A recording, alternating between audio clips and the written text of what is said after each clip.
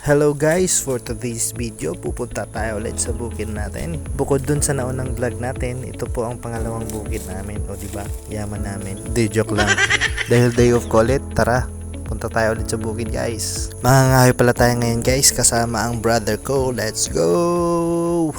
Pasensya na kayo guys, medyo pangit kuha natin. Cellphone lang kasi gamit ko guys. Mula pala sa bahay namin hanggang sa bukid namin, mga 1 kilometro din yung layo. Di kasi pwede magdala ng sasakyan kaya nilalakad na lang namin paloob. I mean yung sasakyan na pang biyahe. Nakikita nyo yung mga marka ng gulong dyan. Sa mga harvester yan. Yung brother ko muna yung bida natin ngayon. Kunyari di alam binibidyohan. So ayun na nga, tuloy kami sa paglalakad. At sa unahan may nakita kaming kalabaw, hinawakan ko. Kala ko okay lang, kaso maya maya nagalit. Nagalit. Nakakamiss din mag-alaga ng kalabaw. Ngayon kasi wala na kaming sariling kalabaw na benta na. Nadaanan din pala namin guys yung posong iniigiba namin noon. Kahit malayo yan guys, maraming iigib dyan noon. Dinadayo ng mga taga-baryo para maglaba lang dyan. Hindi ako bumba Ako bumba kanuhay. Saan naman ang guba? Saan naman Improvise. Tingnan nyo guys, diba sira-sira na. Inaayos lang nila para magamit pa.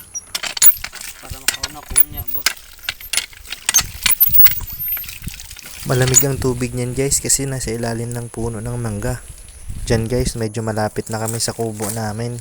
Dati sobrang madamo dito banda, pero nung katagalan, wala na, puro puno na lang ng saging at puro puno ng nyog. Mabilis lang talaga maubos pagka yung gamit. Kaya halos kada linggo nangangawi kami. Kahit kami ng kuya ko noon, nangangawi kami kada Sabado at Linggo. Pag weekend at walang pasok sa school. Swerte nga mga bata ngayon kasi mahaba na ang panahon para maglaro. Dito guys, nakuha kami ulit ng sanga ng nyog. Palwa tawag sa amin dyan. Dito guys, di na namin nakuha ng video yung ibang part. Marami na kaming naipon dyan. Iputla na. Oras niyan, mga alas 12 na ata ng tanghali. Sabi ng kapatid ko, kuya, nauuhaw ako. Kaya ayun, inutusan ko siyang umakyat. Di ko na kayang umakyat kasi kataba ko na. Di gaya nung mapayat pa ako at kaya ko pa yung katawan ko. Tinanong ko siya kung kailangan niya ba ng itak. Sabi niya, wag na. Pinihit-pihit niya na lang guys.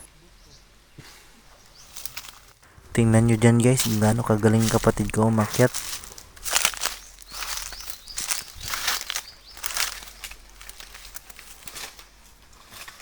Kung ako kasi aakyat dyan tapos nalaglag, ang laki ng lagabog.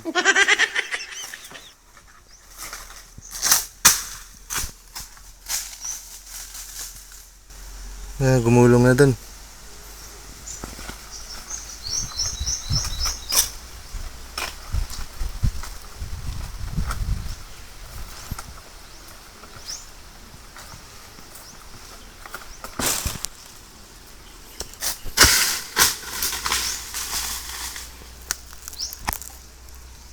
Dito guys, binuhot ko na yung 2 pirasong nalaglag.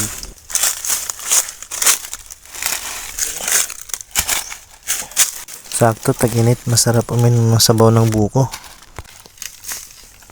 Dito pinabuksan ko na sa kapatid ko yung 2 piraso.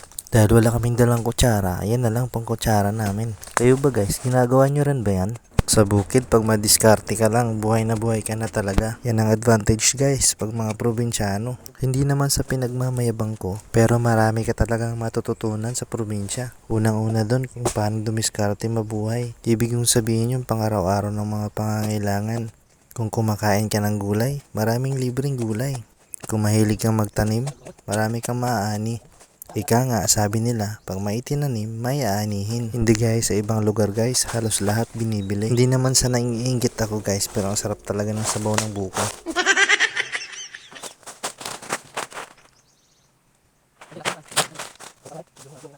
Pagkatapos namin inumin yung sabaw, syempre ano pa bang susunod? Yung laman naman yung kainin natin guys. Sa lahat ng prutas, ito talaga yung 2-in-1. Mawawala yung uhaw mo, mawawala din yung gutom mo. Kasi may sabaw at may laman.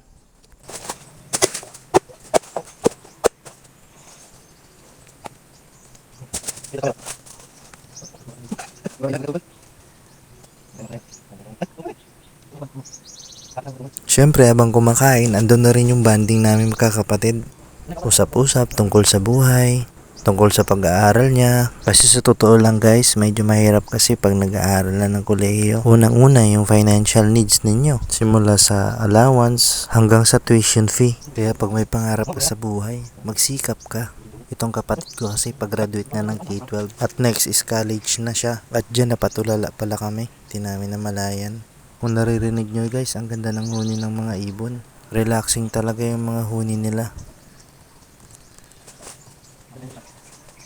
At dyan naubos talaga namin yung 2 pirasong buko.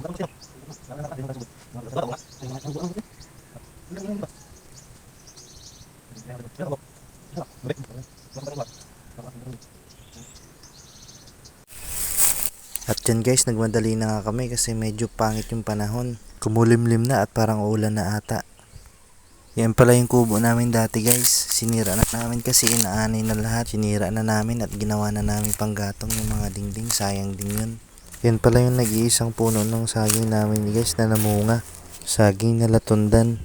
Yung iba kasi nakuha na namin yung bunga at yung iba naman hindi pa namunga.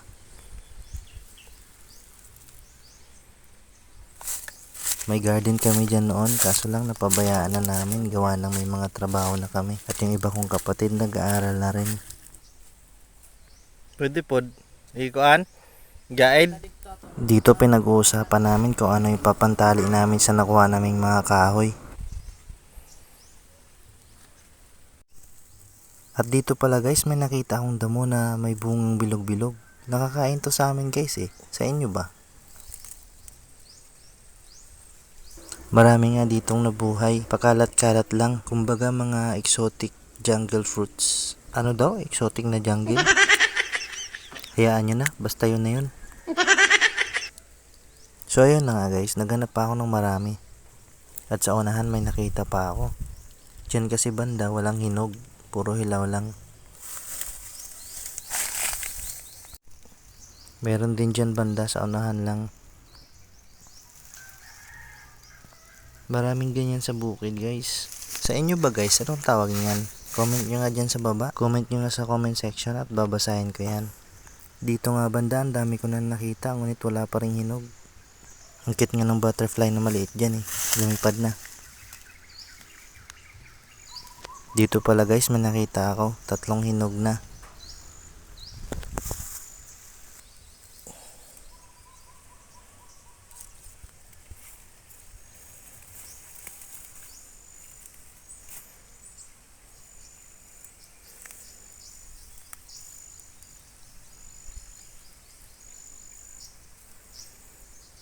Ayon kay Google, ang halaman na ito ay tinatawag na kurumbot, utot-utot at santo papa at ano pa. Basta basahin nyo na lang.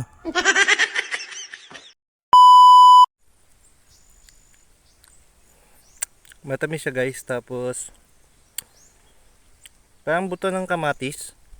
Paano ba to? Yan o. Parang buto ng kamatis. Yan ang lasa niya. So ayun. Shake ko lang. At dito guys, kumuha na nga ako ng ipang tatali ko gaya ng pinag-usapan namin ng kapatid ko kanina. Ang tawag nito sa amin guys, rami. Sa inyo ba? Kilala nyo ba yung puno na yan? O yung halaman na yan? Minsan din yung ginagamit ng iba, abaka. Yung iba naman minsan ginagamit yung bagon kung tinatawag.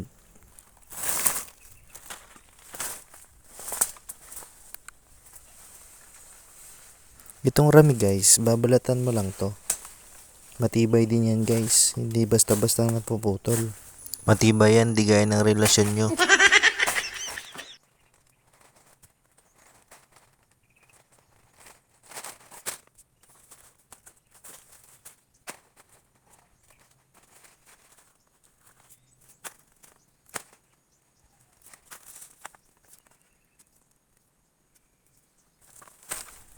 So ayun guys, tapos na tayo manguha. Let's go.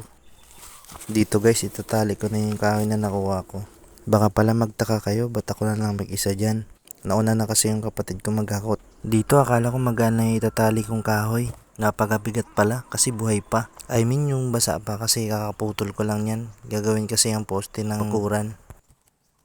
Yung tali na yan guys, kahit anong gawin mo dyan, hindi yan basta-bastang napuputol. Napakatibay niyan guys. Maya-maya rin guys, umuwi na rin tayo.